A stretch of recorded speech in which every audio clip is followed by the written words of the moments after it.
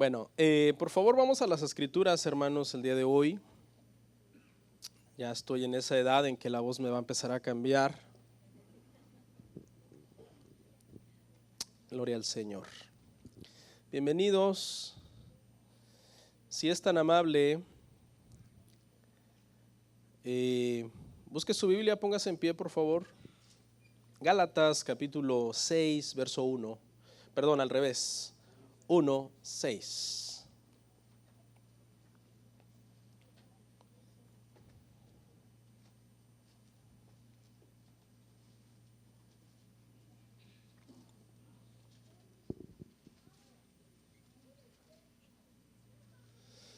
Gálatas capítulo 1, verso 6. Y vamos a leer hasta el verso 10. Cuando lo encontremos y estemos listos, lo leemos. ¿Listos? Bueno, la palabra de Dios la leemos en el nombre de el Padre, Hijo y Espíritu Santo. Dice así: Estoy maravillado de que tan pronto os hayáis alejado del que os llamó por la gracia de Cristo para seguir un evangelio diferente. No que haya otro, sino que hay algunos que os perturban y quieren pervertir el evangelio de Cristo.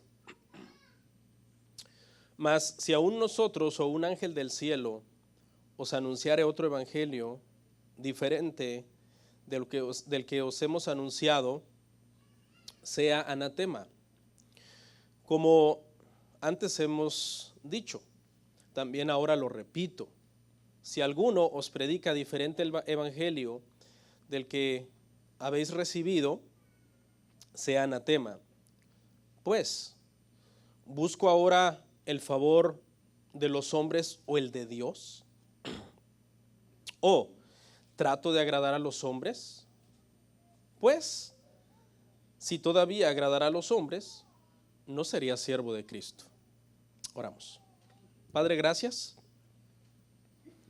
El día de hoy, domingo 29 de diciembre, tengo este enorme privilegio de predicar acá en la congregación el último sermón de este año. Han sido ya más de 50 domingos, más de 50 sermones en cada, contando todos esos domingos. Y tu palabra, Señor, es viva y eficaz, y no debería de ser desechada por ninguno de nosotros. Y deberíamos de oírla y ponerla por obra, Señor, en nuestras vidas. Gracias. Te pido que este último tema sea de bendición y mis hermanos y hermanas aquí presentes sean bendecidos y edificados. En Cristo Jesús. Amén. Siéntense, hermanos.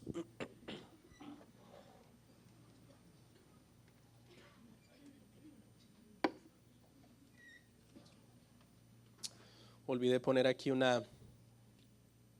relojito, aunque a veces no le hacemos caso, pero hoy voy a tratar de hacerle más caso.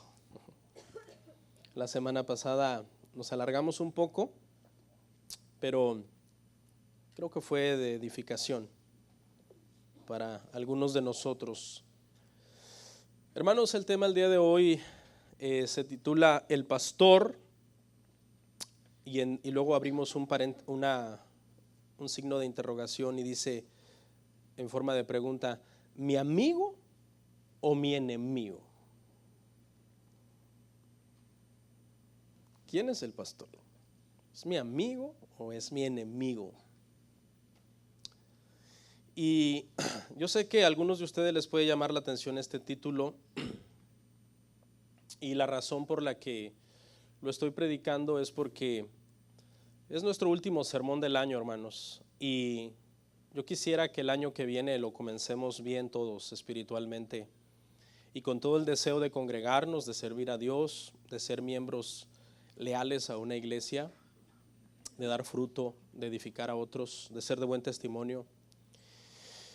Y con esto, pues, me conlleva reconocer que uno como pastor, hermanos, de todas las personas de la iglesia, a veces el que está más propenso a vérsele sus errores y sus fallas es al pastor.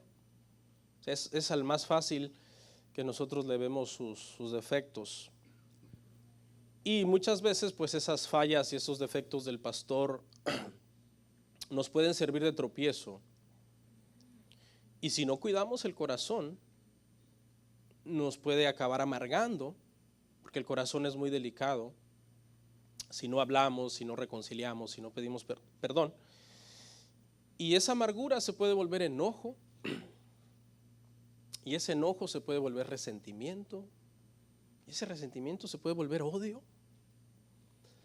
Y quizás el pastor que un día fue una bendición para ti, cuando llegaste nuevo a la iglesia y te abrió los brazos y te abrió las puertas de la iglesia y te dijo bienvenido y te trató de ayudar, en el paso de los años, conforme lo has ido tratando, se ha ido volviendo para ti una persona no grata, una persona que ya no sientes tú es eso mismo que tú sentías cuando mero llegaste, sino ya sientes una repulsión.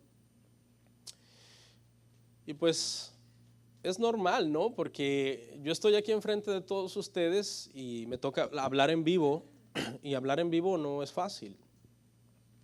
Santiago dice que todos ofendemos muchas veces y que el que nunca ofende pues es varón perfecto, pero pues es el único que yo conozco que ha caminado en la tierra que es perfecto, es Cristo. De ahí en fuera, hermano, es probable que usted algunas veces haya dicho, me cae mal el pastor. O que usted algunas veces haya dicho, ya no aguanto al pastor, ya, no sé, ya el pastor me intoxica. ¿Sabe que hay personas, hermano, que cuando llegan aquí a la iglesia de nuevos, especialmente cuando son gente que ya conocía la iglesia por los medios sociales, y llegan de nuevos a la iglesia, piensan como que uno es una celebridad? Porque dice, no, este es el que veíamos en YouTube. Y hay gente que me lo ha dicho, hasta se quieren tomar una foto conmigo y todo, porque piensan que están viendo a la celebridad que por 2-3 años vieron en YouTube. Ahora lo tenemos aquí de carne y hueso. Ha pasado, no mucho, pero sí con algunas 3-4 familias. Y pero después de unas semanas o meses se pierde el encanto, entre comillas. Ya es el pastor Ríos, el que siempre pasa hablando de sana doctrina y que contra los falsos maestros. Me tienen harto sus posts, le voy a dar un follow y voy a darle follow a los falsos maestros. Y eso pasa, uno tiende a perder el encanto, ¿no? Porque pues te ven como un hombre normal ahí sentado o moviendo sillas o poniendo mesas y dicen, yo pensé que era una personalidad, pero ahí está poniendo mesas, es como nosotros. Entonces, como no es una personalidad, sino nada más una persona, ya, yo no quiero ni ver a ese señor.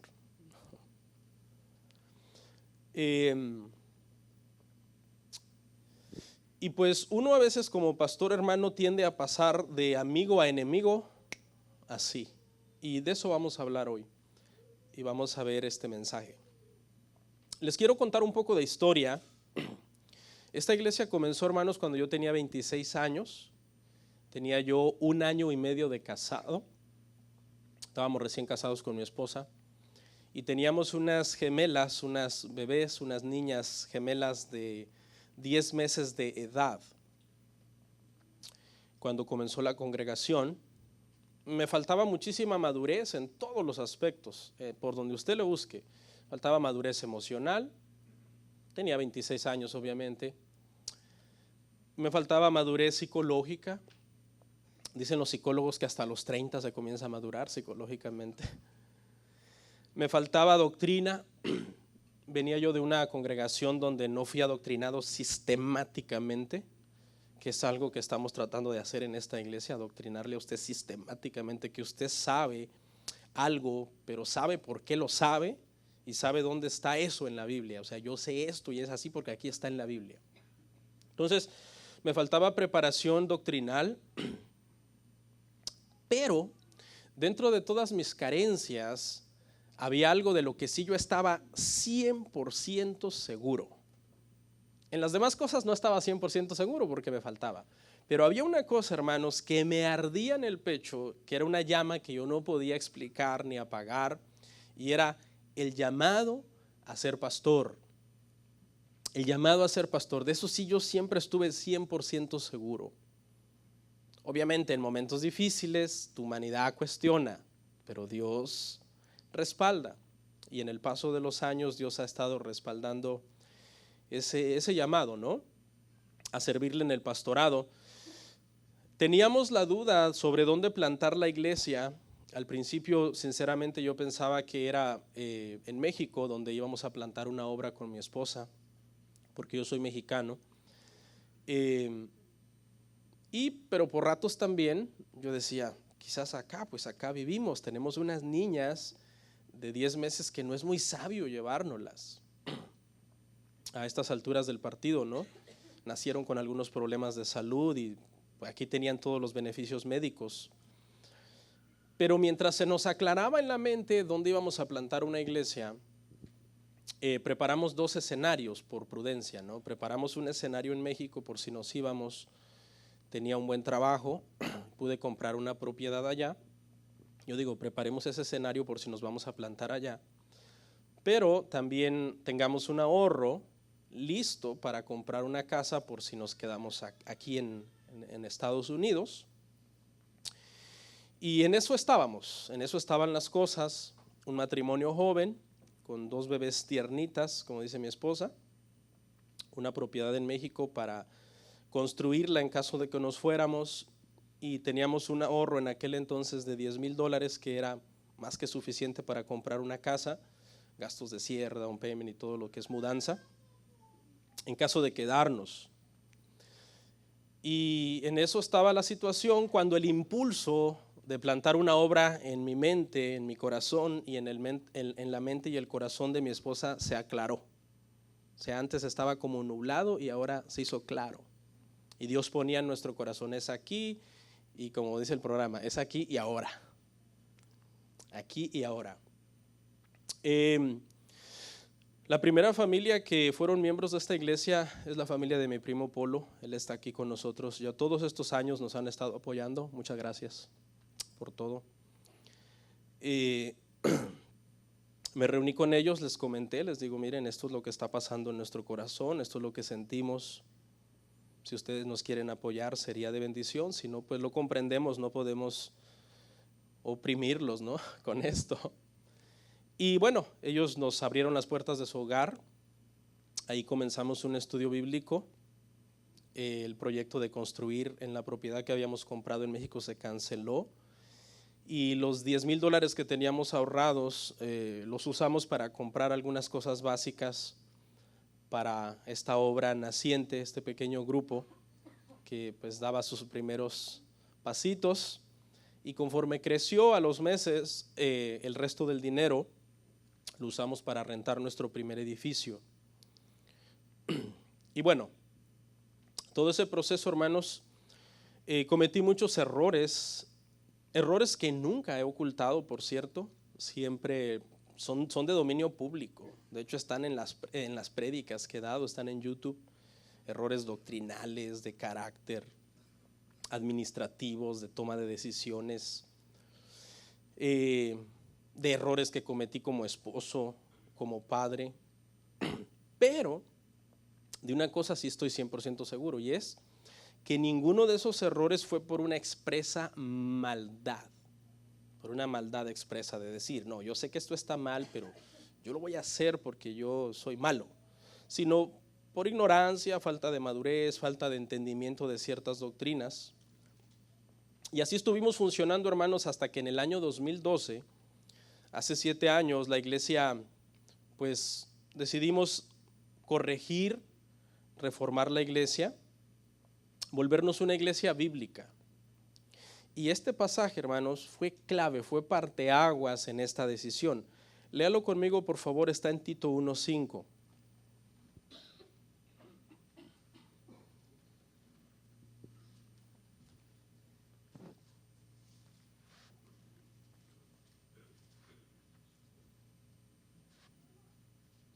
¿Lo encontró? Bueno, dice así, dice, por esta causa te dejé en Creta para que corrigieses lo deficiente y establecieses ancianos en cada ciudad, así como yo te mandé. Este verso fue algo que impresionó mi espíritu en ese momento y empezamos a corregir lo deficiente. No le voy a decir que éramos una secta predicando un montón de herejías. Habían cosas deficientes, habían cosas bíblicas que necesitaban ser ajustadas. Hicimos esto, comenzamos a reformar la iglesia, formamos un grupo de ancianos, a nuestro entendimiento en ese momento, ¿no? Hasta donde me dio la capacidad, yo dije voy a formar un grupo de ancianos. Les decía yo a los ancianos el domingo pasado, me parece que si me tocara formar otro grupo de ancianos, lo haría diferente. Y les digo, no tanto por menospreciarlos a ustedes, sino porque en aquel entonces pues me faltaba sabiduría, ¿no? Y lo hubiera yo hecho diferente, quizás prepararlos más tiempo, darles más doctrina, que ustedes oraran más. Una vez que tuvieran más conocimiento y más formación, entonces ustedes dijeran sí, no, etcétera. Pero dentro de lo que cabe, los hermanos ancianos y colaboradores a los cuales yo les doy gracias, han demostrado una lealtad por todos estos 7 años desde que se formó el grupo, bien tremenda, y han sido de gran apoyo para nosotros, de gran bendición para nosotros. Yo he tratado en todo de presentarme a ellos como un ejemplo, porque así lo manda la Biblia, no por arrogancia, sino porque la Biblia así lo manda, y han hecho un trabajo muy importante. Y este año que viene yo tengo un proyecto con ellos de darles un curso bíblico exclusivo a ellos y formarlos, porque yo quiero que cuando usted venga a ellos estén preparados, ellos puedan ayudarle de una mejor forma a usted. Entonces, he titulado este tema, hermano, el pastor, mi amigo o mi enemigo. Yo sé que quizás le puede sonar raro a usted, porque usted dirá, bueno, yo nunca he considerado al pastor mi enemigo. Yo tampoco lo he considerado a usted mi enemigo. Es más, yo creo que por medio de predicar el evangelio he tratado de ser su amigo, porque la Biblia dice que pues nosotros, los que hemos sido llamados a predicar, ay de nosotros si no predicamos el evangelio fielmente. ¿Fielmente a quién?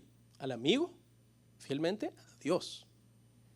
Aunque predicar fielmente algunas veces nos atraiga la enemistad de muchos. ¿Ok? Pero no me acuerdo quién fue que dijo que yo prefiero, decía, matarlos con la verdad que herirlos con una mentira.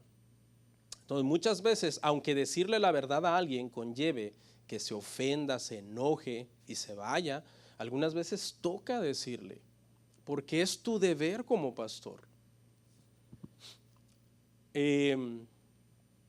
Mira algunos errores que cometí en el pasado, hermanos, cuando me faltaba más enseñanza doctrinal. Hubo gente que abusó de mi confianza en el pasado. Me acuerdo que para el tiempo de la crisis, de la recesión económica, una persona de la iglesia dijo, me voy del estado porque no hay trabajo, présteme dinero. Y yo cuando llegué a aquel estado y me recuperé, yo se lo mando. Yo no tenía dinero, pero el hermano había estado en la iglesia, entonces dije, bueno, prestémosle dinero de la iglesia al hermano y él lo va a pagar. Se fue y no pagó nunca. Hubo gente también que me veían joven y quisieron dirigir la iglesia. Llegaron personas ya más grandes de edad, ¿verdad? Dijeron, este chamaco, ¿qué puede saber? Y quisieron comenzar a tomar decisiones, no hagamos esto, hagamos aquello, y quisieron empezar a cambiar cosas. Le mentiría si le digo que hasta cierto punto no los dejé. Sí dejé que algunas personas, a veces de mal testimonio, por cierto, metieran su mano donde no debieron de haber metido su mano en cuestiones ministeriales. Hubo gente a la que no se le dio la disciplina que merecía. No se le dio la disciplina que merecía. Me faltó carácter, me faltó temple, me faltó pararme firme y decirle, hágale como quiera, pero esta es su disciplina por lo que usted hizo. Estaba yo en un proceso de formación. Ya le he pedido a Dios perdón por todos estos errores. Yo sé que Dios me ha perdonado. De hecho, cuando reformamos la iglesia, yo saqué todo y les dije, hermanos, estos errores se han cometido y no es bueno que sigamos como vamos. Hubo gente que que no debió estar sirviendo y se le dejó servir. Hubo gente que se hacían miembros, por ejemplo, hoy y nunca más volvían. No teníamos un sistema pues serio en la iglesia. La gente no tomaba en serio la iglesia. Me faltó carácter, les repito, ¿no?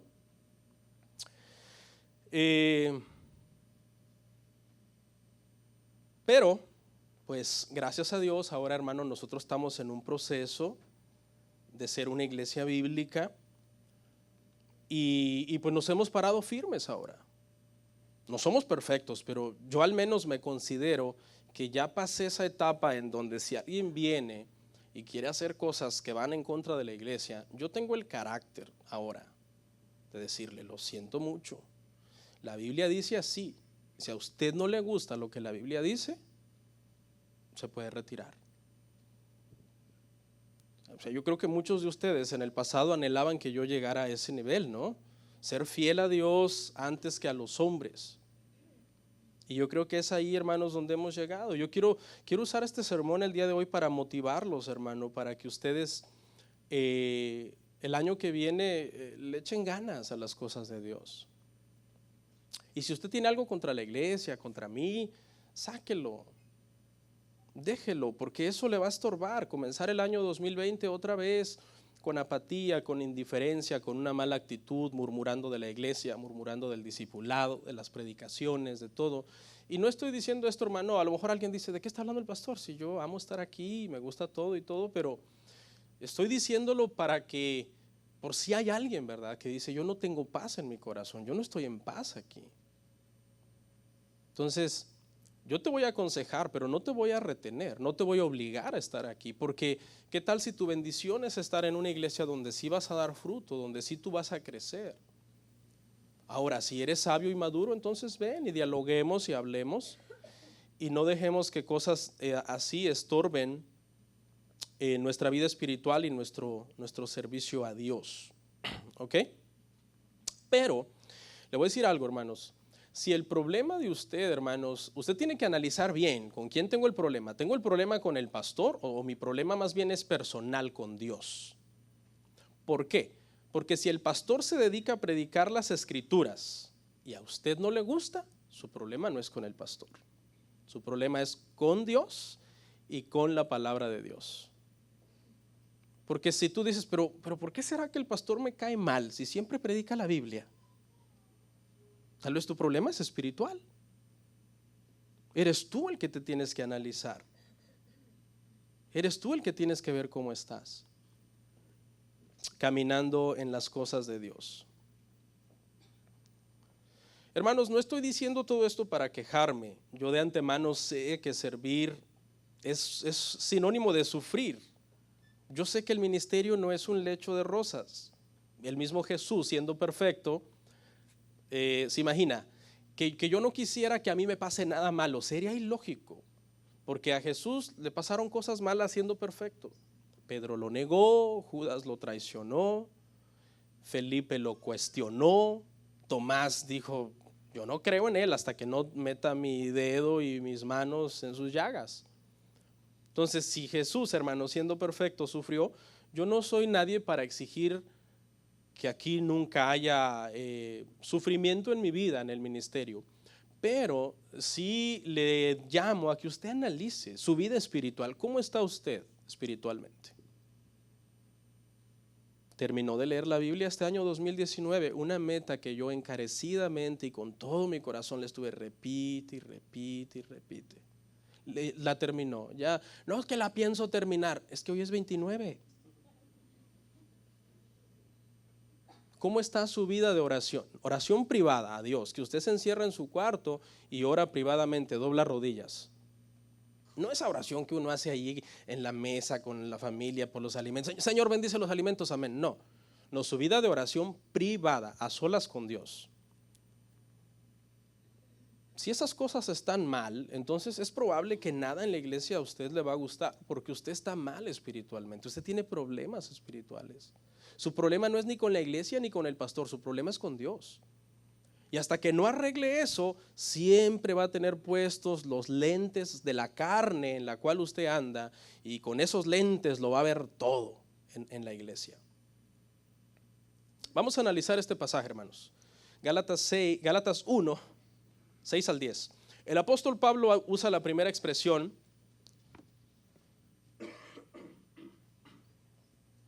y dice, estoy maravillado. Una expresión llamativa para decir, yo no doy crédito, no lo puedo creer. Y a lo que no estaba dando crédito el apóstol era que algunos cristianos en Galacia, hermano, que habían nacido de nuevo, se estaban alejando de Cristo. Esta es la principal y más grande preocupación, hermano, que todo pastor debe tener. Debemos de tener una preocupación grande cuando una persona comienza a alejarse de Cristo.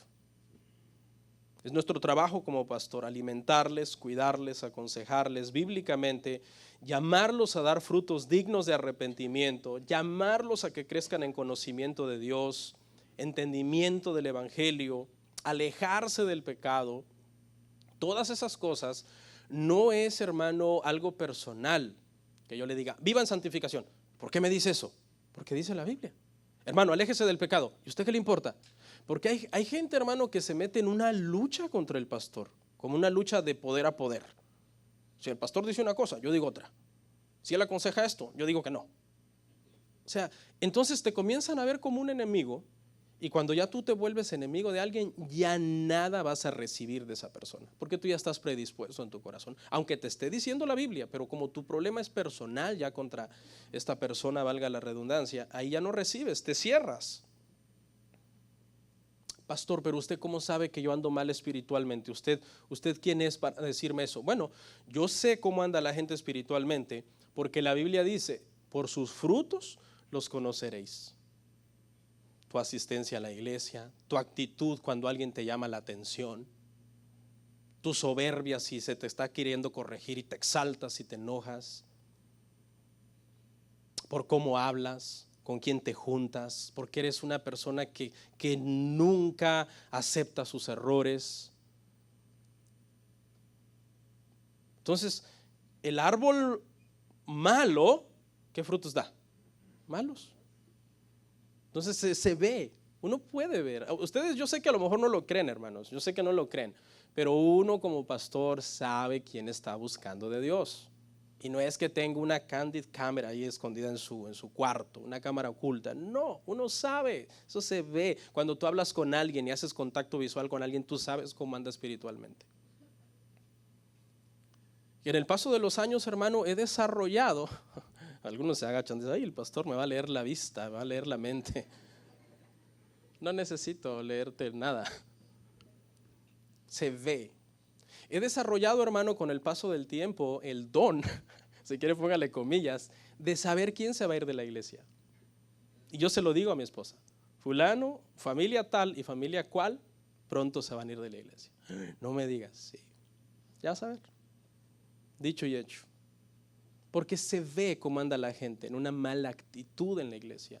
Entonces eso ya no es bendición. Mire, ya no es bendición para esa familia, ¿ok? Porque no están bien en la iglesia, y ya no es bendición para ti, porque su actitud te golpea. Su actitud golpea a los demás y contamina a los demás que están a la par de esa persona. ¿Cuál es la solución? Una iglesia donde esa persona esté en bendición y nosotros seguimos adelante en bendición. Porque finalmente esa persona no se está alejando de Cristo, ¿sí? Es cristiano y donde quiera que sea, que vaya, es hijo de Dios. Pero no podemos, hermano, como le dijo Pablo a los corintios, déjense de morder. No podemos estarnos mordiendo los unos a los otros. Ten en paz, dijo el apóstol. Dice el apóstol, estoy maravillado de que tan pronto os hayáis alejado.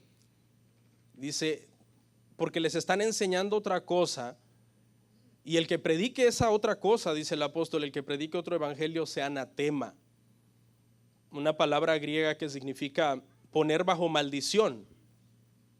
En este caso, el apóstol Pablo, hermanos, está maldiciendo a los falsos maestros. No maldiciendo en el sentido que usted lo entiende, ¿no? Que usted oye a un hermano que por la boca le salen sapos y culebras, no. Está profiriendo una maldición espiritual. ¿A poco hay de esas? Sí, aquí está, mire. Sea maldito, dicen otras traducciones. El tal falso maestro sea maldito, sea puesto bajo el juicio de Dios, bajo la maldición de Dios. ¿Cómo sabemos que este no era un enojo de la carne de Pablo? Porque resulta que quien lo inspiró a escribir eso fue ¿quién? El Espíritu Santo de Dios. Era un enojo y un celo y una ira espiritual. Entonces a veces uno como pastor también le puede dar ira santa y celo santo por lo sagrado, por lo de Dios. Y eso fue lo que estaba haciendo el apóstol Pablo. Les dice a los hermanos, o busco el favor de Dios o busco el favor de los hombres. Está decidido Pablo a agradar a Dios, aunque se haga de muchos enemigos, falsos maestros y hermanos dentro de la iglesia que iban a defender a los falsos maestros. El apóstol Pablo está decidido a todo, y no crea que es fácil llegar a este punto, porque al apóstol Pablo le había costado mucho trabajo formar esta iglesia. Y ahora los falsos maestros con sus murmuraciones, hermano, estaban tratando de dañar la iglesia. El apóstol Pablo está molesto, pero él dice, o agrado a los hombres o agrado a Dios. Mírenlo cómo los llama necios, Gálatas 3:3.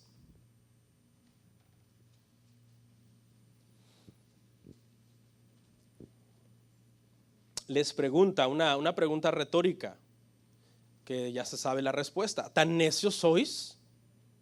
Habiendo comenzado por el Espíritu, ¿ahora vais a acabar por la carne? Está enojado Pablo. A ver, ¿usted es capaz de llamarle necio a otro hermano? Si no escoge bien a quien le va a llamar necio, le rompen la tabique de la nariz, hermano. Tiene que ser en un celo de Dios.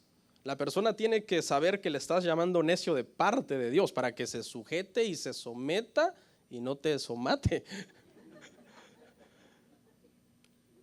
Y tiene que ser alguien muy maduro que va a reconocer su error y a decir, estoy mal, es cierto, estoy actuando.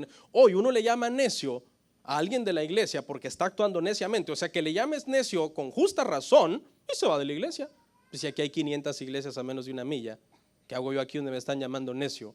Cuando la razón por la que se te está corrigiendo la necedad es para que te apartes del pecado. O sea, el predicador trata de hacer bien, pero el que no está bien espiritualmente lo toma personal y lo toma mal. Ahí está el problema, hermano. Entonces, ser predicador es tener enemigos. Más si tú vas a tratar de ser fiel a Dios.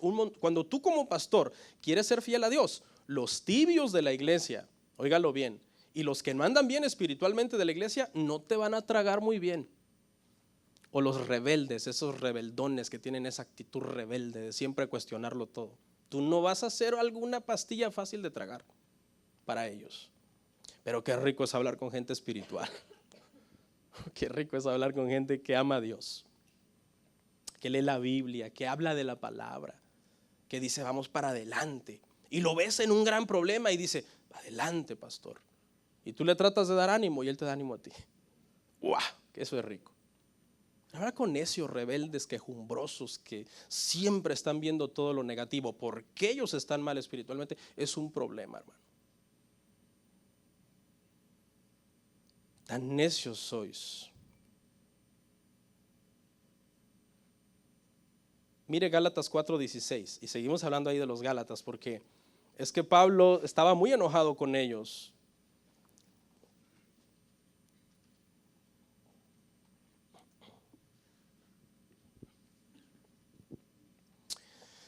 Dice, me he hecho pues vuestro enemigo por deciros la verdad. ¿Usted encuentra la lógica? Alguien te dice la verdad y por decírtela, ¿ahora lo odias? Algo está mal en el corazón de una persona. Que tú le digas la verdad y por decirle la verdad ahora se haga tu enemigo. Pero Pablo, hermanos, les dice, ni modo, yo voy a agradar, ahí en Gálatas 1:10 parte B, yo voy a agradar a Cristo. Ni modo, Pablo apretó los dientes y dijo, se me destruye esta iglesia de los Gálatas por los falsos maestros y estos necios siguen oyendo a los falsos maestros, aunque se destruya la iglesia, yo voy a agradar a Cristo. Eso es lo que está diciendo el apóstol Pablo.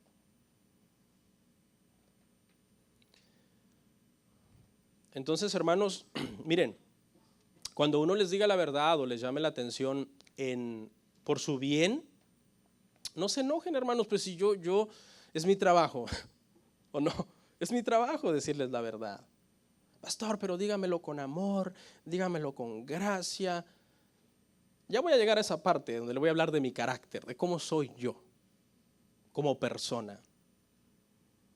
El mismo apóstol Pablo no era muy meloso, que digamos.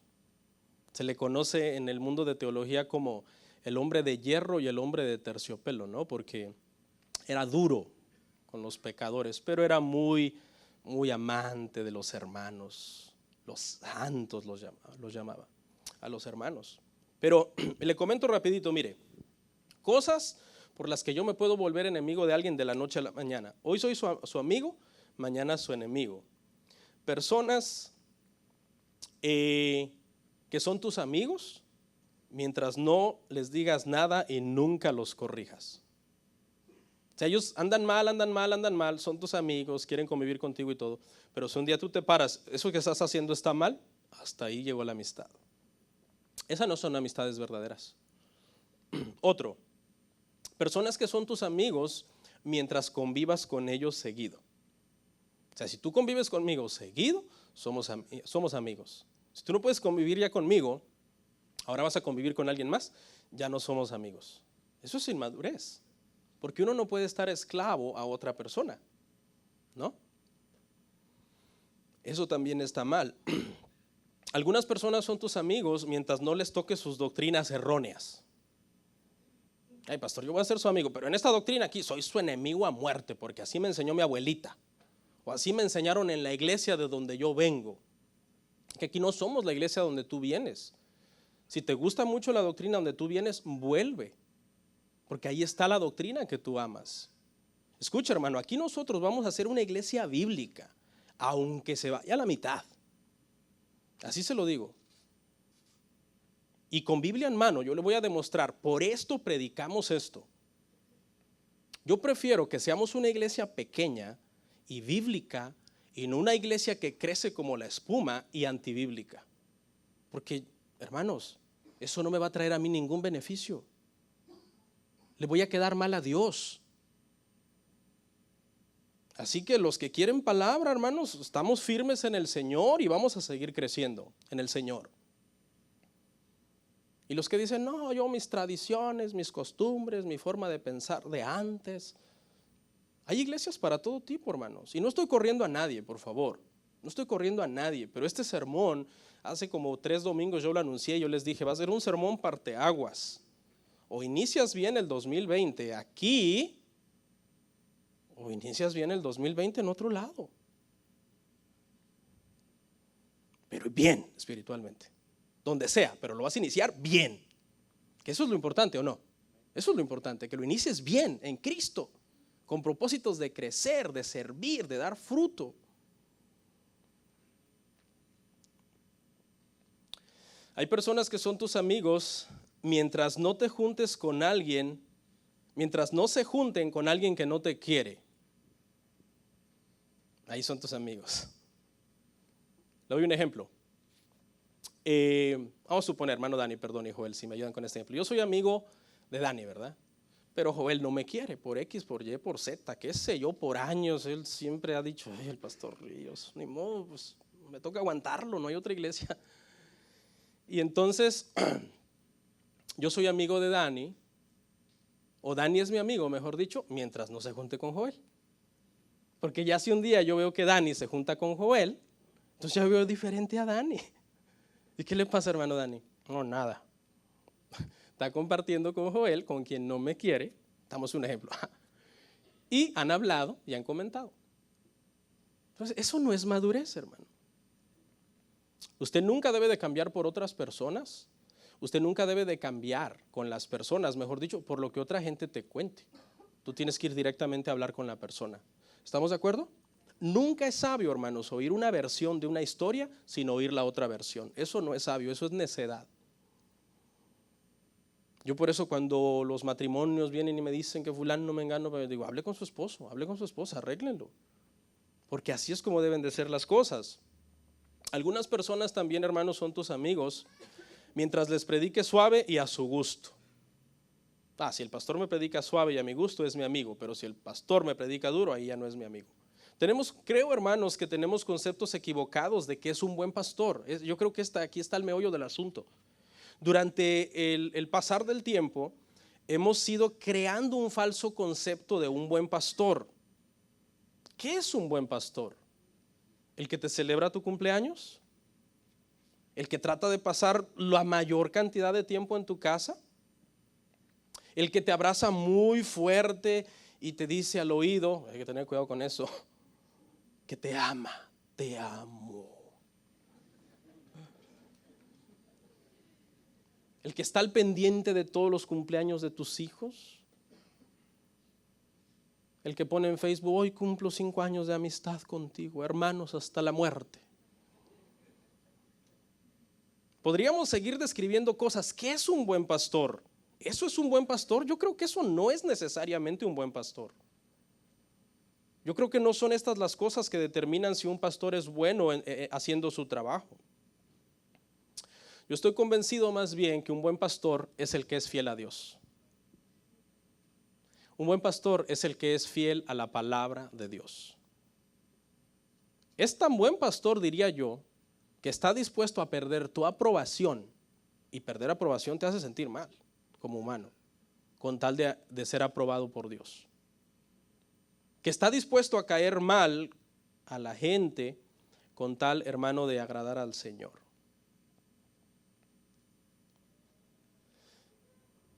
Busque al Señor, hermano, por favor. Busque del Señor.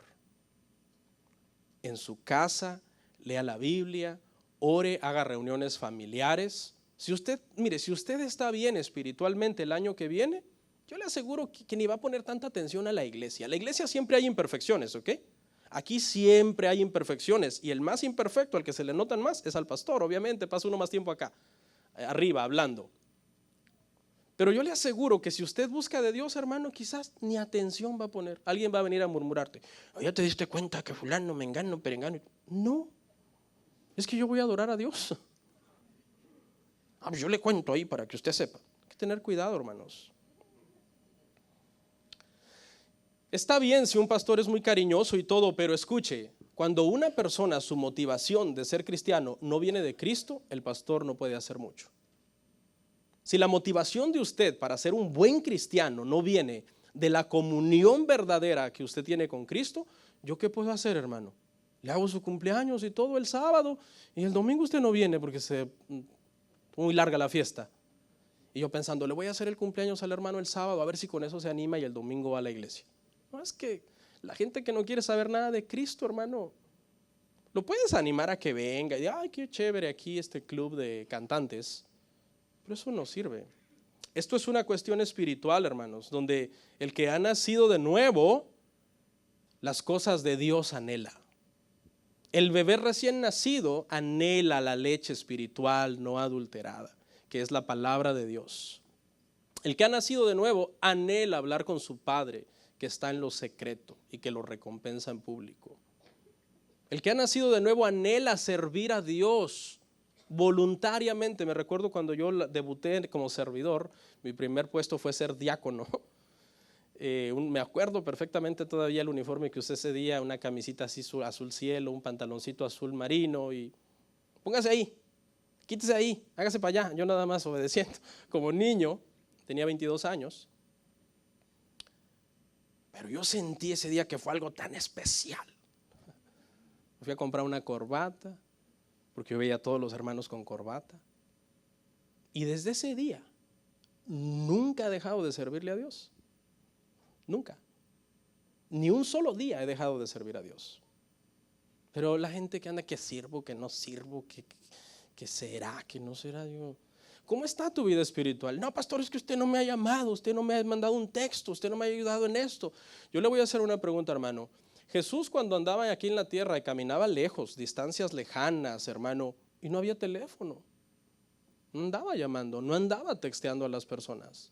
Está bien, la Biblia dice animaos unos a otros, exhortaos unos a otros, pero para eso es bien importante que estemos también en la congregación presentes.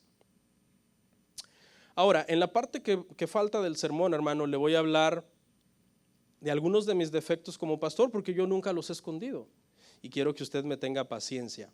¿Ok? Me voy a sincerar, voy a abrir mi corazón. Yo jamás he dicho que soy perfecto, así que usted dice, ¿en esta parte el pastor va a hablar de sus defectos? ¿Cómo? ¿Tiene? Uf, un montón. Yo nunca he dicho que soy perfecto, hermanos. Soy hombre, me enojo, soy humano, soy persona. ¿Ok? Fíjese, hermanos, que cuando Dios llama a un hombre a ser pastor, si Dios quisiera, como para él no hay nada imposible, Dios le podría quitar todos sus defectos a ese hombre de la noche a la mañana. Quitárselos por arte milagrosa, pero Dios no lo hace. Y yo he aprendido, hermanos, en los años que he sido pastor, que la razón por la que Dios no hace eso es porque en su sabiduría usa nuestros errores para humillarnos. Dios usa nuestros errores del pasado para humillarnos a nosotros. David dijo, bueno, me es haber sido humillado para que yo aprenda tus mandamientos. Y eso es bueno, el Señor nos va cambiando entonces en un proceso.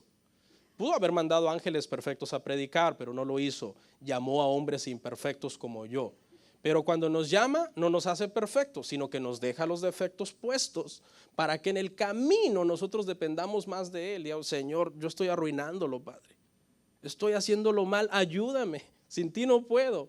Y yo he estado muchas veces ahí, hermano, encerrado en mi oficina llorando de rodillas, diciendo, Señor, ¿qué pasó?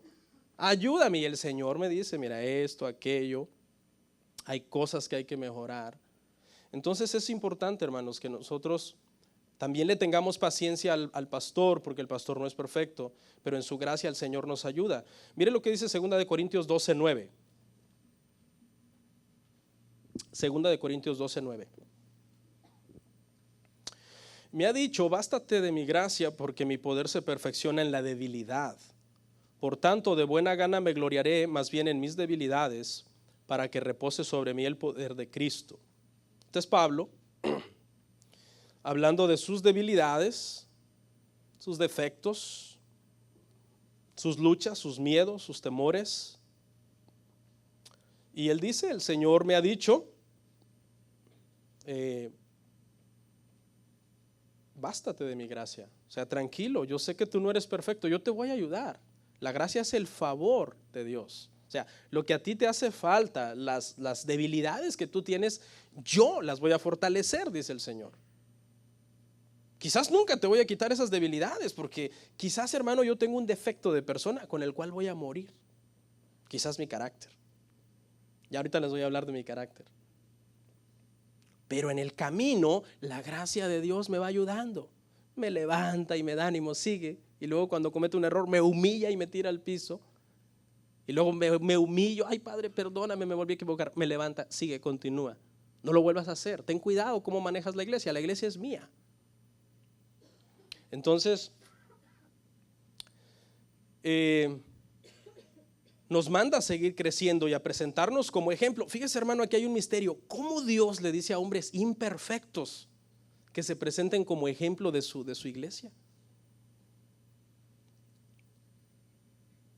Les dice, preséntense como ejemplos de mi iglesia. ¿Qué quiere decir eso? Ya lo vamos a analizar ahorita. Pero cuando nos llama a ser ejemplos, le voy a dar una ilustración. Cuando dice que nosotros seamos ejemplos para la iglesia, quiere decir que aunque nosotros no seamos perfectos, seamos un modelo para los demás. Y mediten esto. Hombre, vamos a empezar con los hombres. Si tú eres un modelo para los demás cristianos, tú y tu familia son un modelo para los demás cristianos, tú el día de hoy, hombre, puedes decir con certeza esta afirmación, de decir, si todas las demás hermanas de la iglesia fueran como es mi esposa, en virtud, en carácter, en forma de ser, ¿sería bueno porque mi esposa es una buena cristiana? Se lo dejo en forma de pregunta. O sea, tú, hombre, tu familia es un modelo tal a la iglesia que si todas las demás mujeres de la iglesia se parecieran a tu esposa, ¿tendríamos un montón de mujeres bendecidas y buenas cristianas? No sé, medítelo. Ahora, mujer, tú mujer, eres un modelo tan bueno para la iglesia, tú y tu familia, que hoy tú puedes decir con certeza, ojalá y todos los hombres de la iglesia fueran como mi esposo. Yo sé que algunos dicen, sí, la verdad que sí, tengo un buen esposo. Gloria a Dios.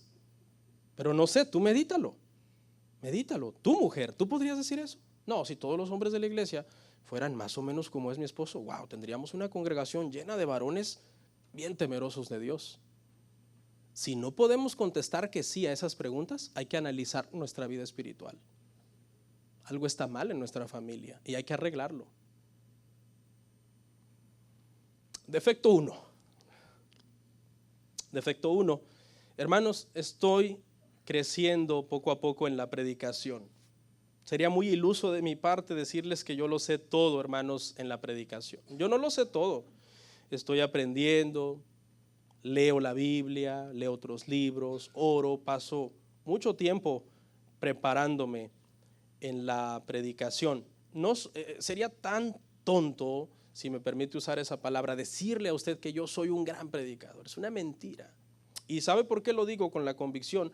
Porque al mismo apóstol Pablo, los corintios decían que era un pésimo predicador. Si de Pablo decían eso, ¿qué no puede usted pensar de mí? Vamos a verlo en 2 Corintios 10, 9 al 10, pero en la Nueva Versión Internacional, porque me gustó cómo lo expresa esta versión.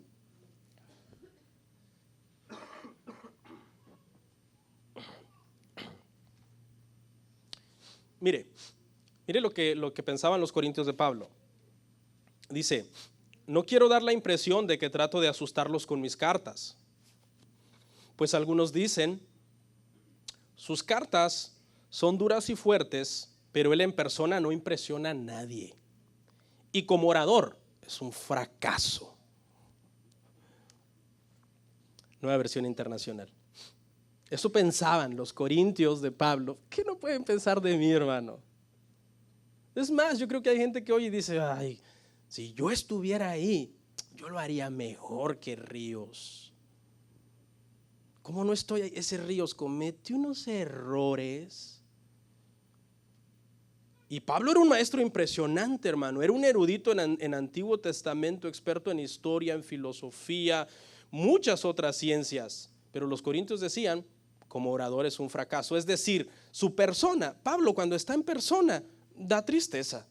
O sea, sus cartas sí, tú las lees y wow, te amedrenta, porque escribes tremendo escritor, de eso no nos queda la menor duda, ¿no? Como escribía Pablo. Hay gente que tiene el don de escribir. Hay un pastor que yo escucho en YouTube que es buen predicador, pero me gustan más sus libros que sus sermones, porque es mejor escritor que predicador. Y los corintios pensaban más o menos algo así de Pablo. Decían, no, escribe tremendo, pero cuando llega Pablo es pésimo orador.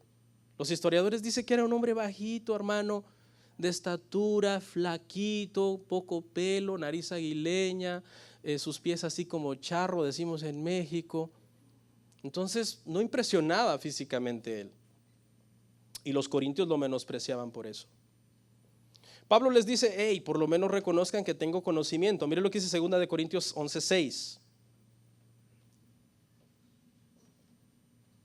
2 Corintios 11:6, pero en la misma versión, Nueva Versión Internacional. Si no trae esa versión, léalo, está en pantalla.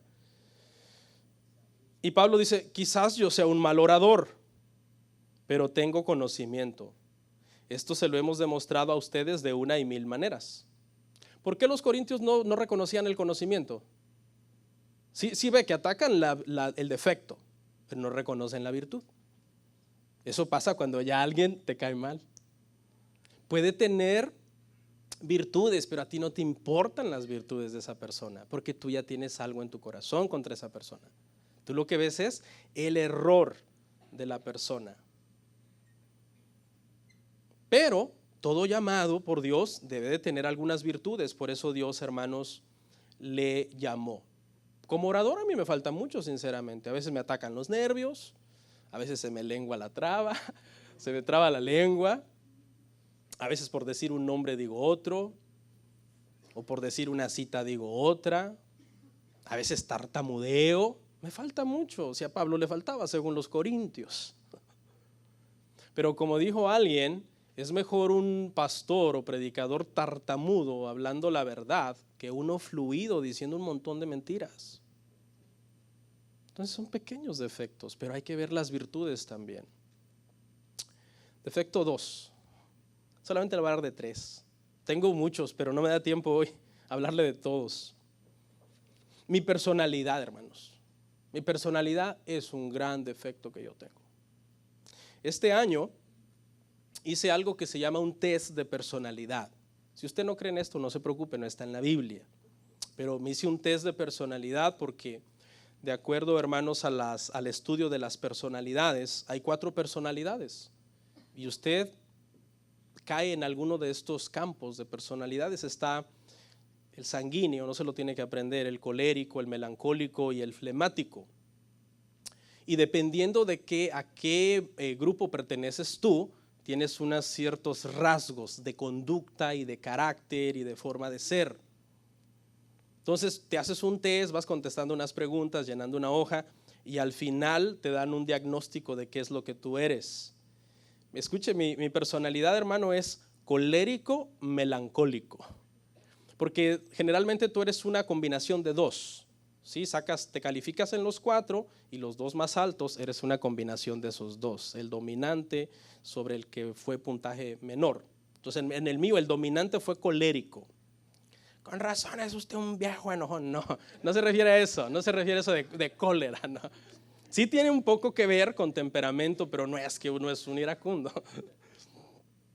Pero según este test, hermano, repito, esto no está en la Biblia. A ver, pastor, usted dijo que iba a ser bíblico, esto es del diablo.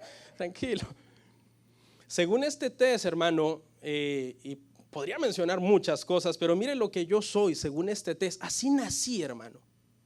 ¿Sí? Estamos hablando de cómo usted nació. Usted nació con una tendencia y después con quién creció influyó también.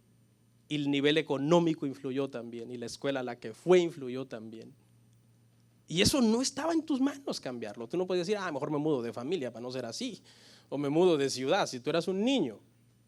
Entonces, los coléricos, melancólicos, hermanos, somos mandones.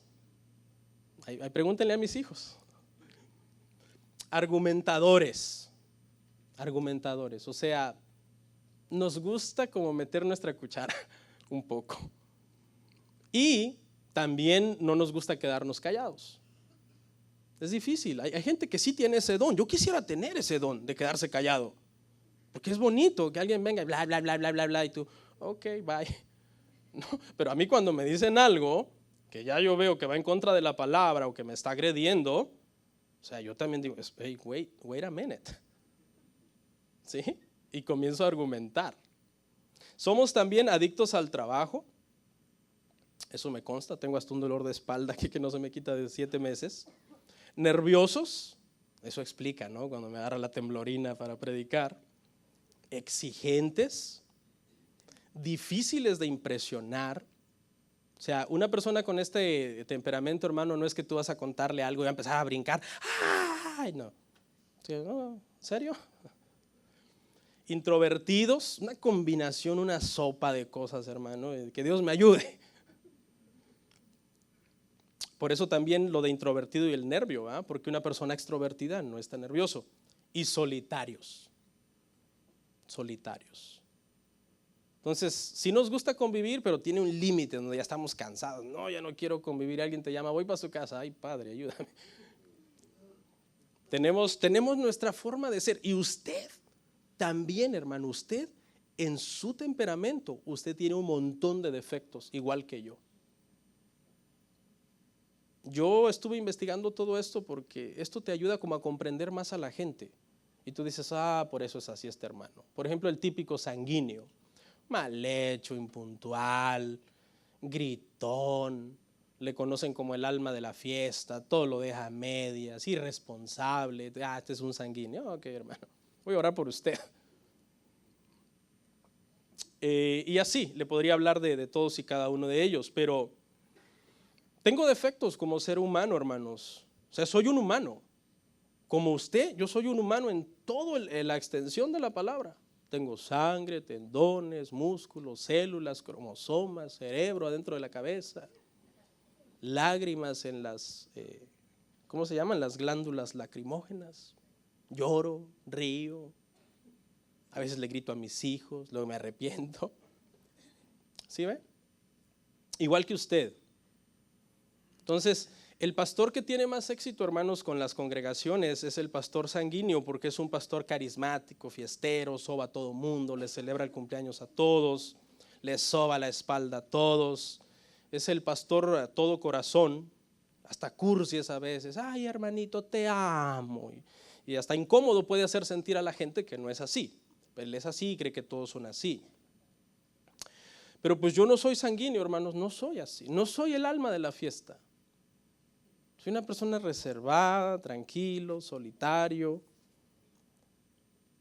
Y estos estudiosos le han hecho un estudio de su perfil a todos los hombres de Dios, como Moisés, Abraham, Pablo, Pedro, y todos ellos también tenían sus defectos como personas. Por eso le digo que cuando Dios nos llama, no nos quita nuestros defectos como personas. Simplemente vamos, hermano, creciendo y procesándolos y siendo mejores personas con el paso del tiempo.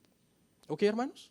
Entonces, por favor, ahora cuando usted vea que yo le estoy diciendo a alguien, hey, hermano, esas sillas están chuecas, entiéndame, soy un colérico melancólico que quiere por fuerza que esté bien hecho. Ok, pastor, y dale una patada aunque sea para enderezar las sillas. Entonces, hermanos, defecto 3 y termino. Este es un defecto ficticio. Este defecto póngale comillas. El pastor no trabaja. Este es un defecto, hermanos, que lamentablemente muchas iglesias acusan al pastor de no trabajar. Mucha gente acusa al pastor, no, el pastor no trabaja porque el pastor está en su casa, lo que él hace no es trabajo. Pero, hermanos, eso es un error, porque así como usted trabaja horas y horas y usted devenga un salario y se cansa y invierte tiempo en el trabajo que no puede darle a sus hijos o a su esposa o a su persona, usted mismo, el pastor también, hermano, hace lo mismo. Se cansa, pasa horas y horas trabajando, tiempo que no le da a sus hijos, que no le da a su esposa, se enferma. Mire lo que dice la Biblia al respecto, hermano, de esto. Primera de Timoteo 5:18. Primera de Timoteo 5:18 dice, pues la escritura dice, no pondrás bozal al buey que trilla y digno es el obrero de su salario. Esa palabra ahí, digno, es el obrero de su salario, quiere decir merecedor de su salario.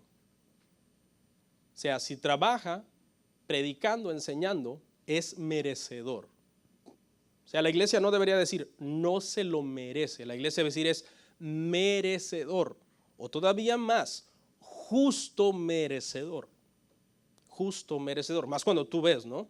Tú estás cosechando del trabajo del pastor, por la enseñanza, por la predicación. Si no me cree, vaya un verso antes, al 17.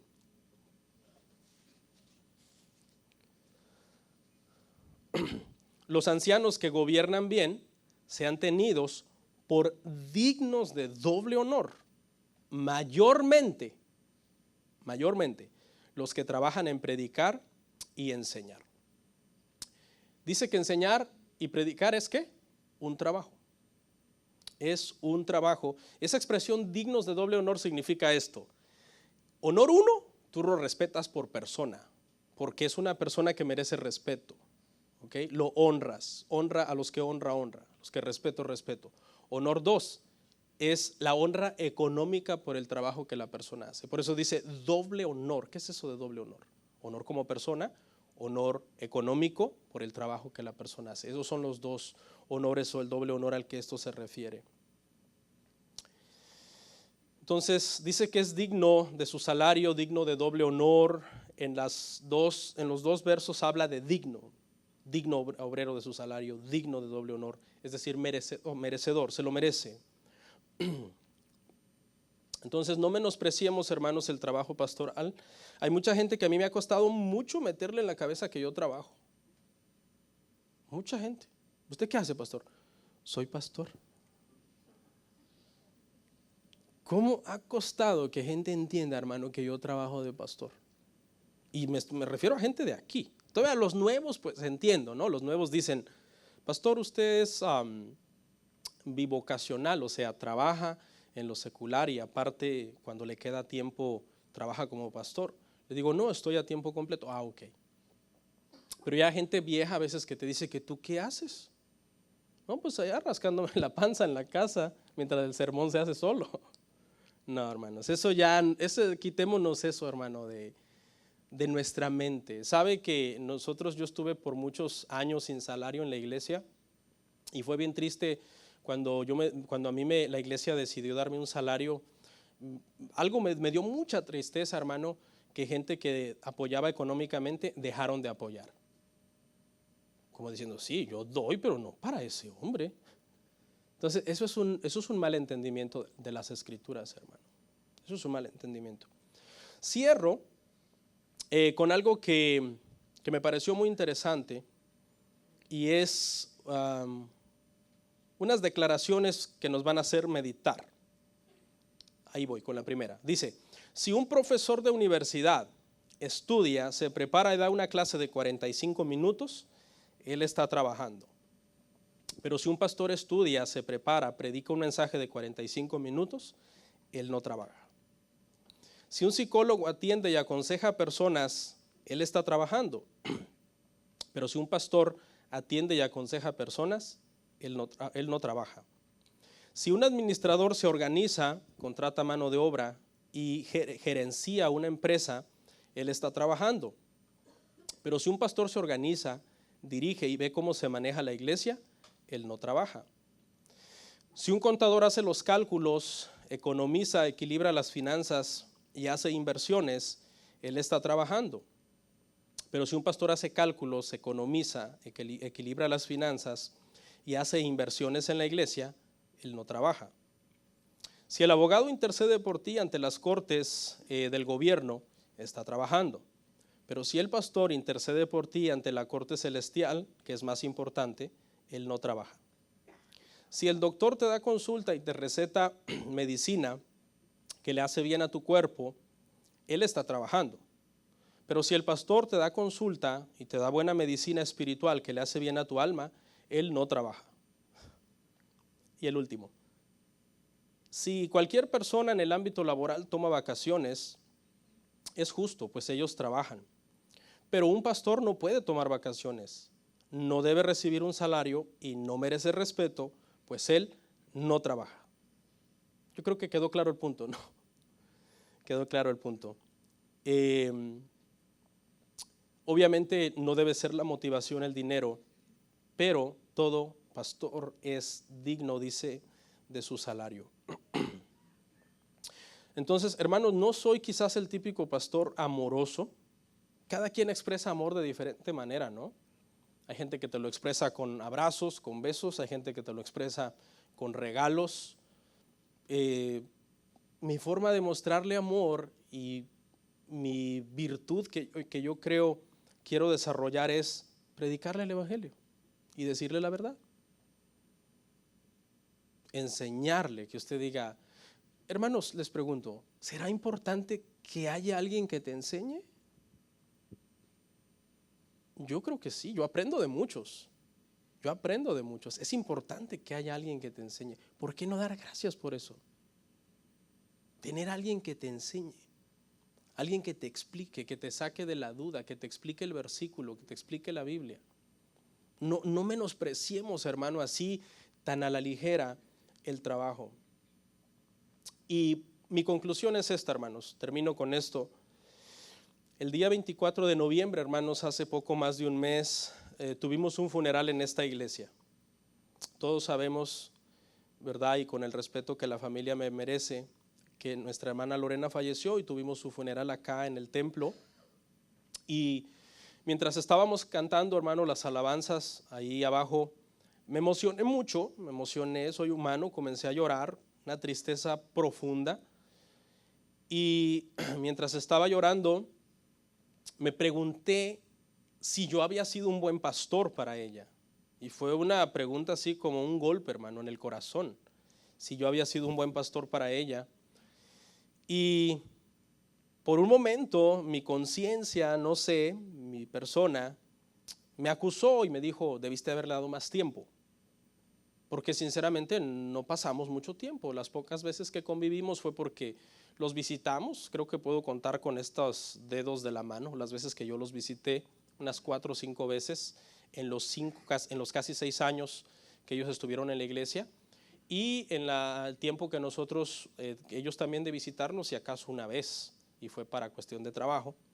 Y pues, le voy a ser sincero, nunca le mandé un texto, nunca la llamé a la hermana, en todo el tiempo que ella estuvo acá, 5 o 6 años, nunca la veía acá, la saludaba, hermana, ¿cómo está? Y mi conciencia, mi carne me quiso comenzar a acusar y me quise sentir un poco amedrentado si yo a decir, ¿será que fui mal pastor? No le di el tiempo a la hermana, no le di más tiempo, me faltó más convivir, me faltó más poder convivir con ella. Y yo seguía llorando, ahí habían lágrimas de todo, ¿no? De remordimiento, de tristeza, de lo bonito que estaban las alabanzas, había un revoltijo ahí de lágrimas. Pero en eso, hermano, sentí como un abrazo, algo hermoso que sentí en ese momento y empecé a llorar más profundamente, adorando, dándole gracias a Dios. Y entonces, de repente, hermano, mientras yo lloraba y me autoexaminaba, examinaba mi labor como pastor, vino a mi mente una serie de preguntas. Y las respuestas de estas preguntas me dieron paz. Y se las voy a mencionar. ¿Qué le predicaste? Esa fue una pregunta que vino a mi mente. ¿Quieres saber si le fallaste como pastor? ¿Qué le predicaste? Y yo dije, wow, le prediqué el evangelio, Señor. Y sentí paz. ¿Le dijiste la verdad sobre el evangelio? Sí, yo le dije que no hay salvación fuera del evangelio. Y fui claro con ella. ¿Le dijiste que Cristo es el camino, la verdad y la vida? Y así, a todas estas respuestas yo comencé, a todas estas preguntas, yo comencé a dar respuestas que fueron llenando mi corazón de gozo. ¿Le dijiste que Dios es santo y que aborrece el pecado? ¿Le enseñaste que le era necesario vivir en santificación? ¿Le diste un buen ejemplo? Y en todas estas preguntas yo sentí paz, porque yo dije, Señor, hice mi trabajo. Cumplí con mi trabajo como pastor para con ella. Y de lo demás yo tengo paz. Hermanos, yo no soy su enemigo. Yo no soy su enemigo. No me vean como su enemigo porque no vamos a poder funcionar. Yo soy alguien que Dios llamó para predicarles el evangelio y para tratar de ayudarles espiritualmente lo mejor que pueda, pero no espere que yo le aplauda si usted está mal. Analice su vida espiritual antes de tomar un enojo, una mala actitud contra la iglesia, contra mí, contra los ancianos. Analice su vida espiritual. Y con este consejo cierro. Cuando alguien venga y te comience a hablar mal de la iglesia, del pastor, de los ancianos, de toda la iglesia, hazle esta sencilla pregunta. Y esta pregunta te va a servir para determinar si la persona viene de parte de Dios o no. Hazle esta pregunta, hermano o hermana. ¿Usted cómo está espiritualmente? Cuando esas personas están mal espiritualmente, se ponen furiosos porque creen que tú estás defendiendo a la iglesia o al pastor. Y eso es una marca, que eso no viene de parte de Dios. ¿Eso qué importa cómo estoy yo? Lo que importa es lo que me hicieron o lo que están haciendo. Sea sabio. Vamos a orar.